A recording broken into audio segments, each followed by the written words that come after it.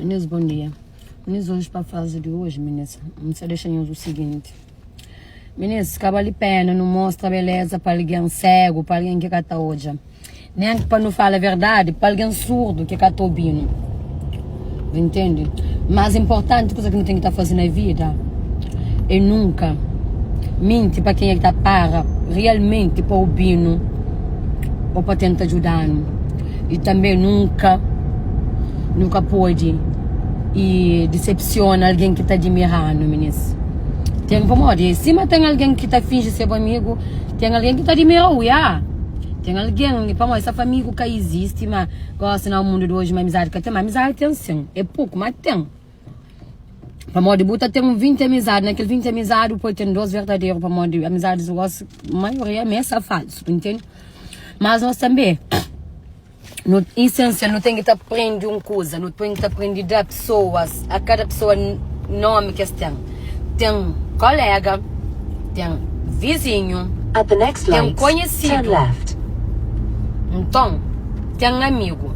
Então não desfruta bem de palavras que é amigo, meninas. Amigo é uma palavra forte, é lealdade.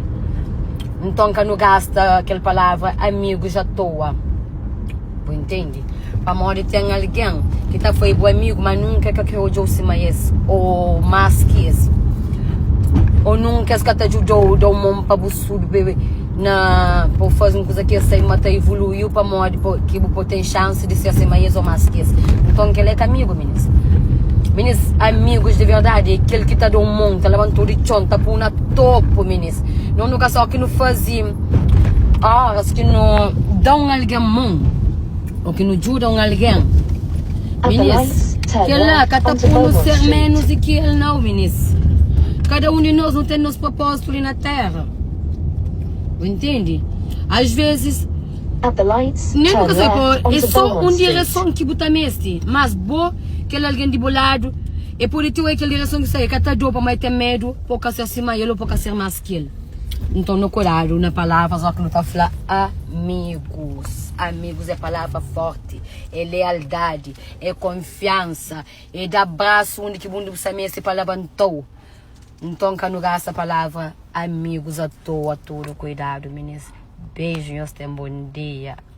E quem você está falando de cego, meninas? Não gasta falar cego de alguém que catou hoje ou surdo alguém que catou. Meninas, somos cego.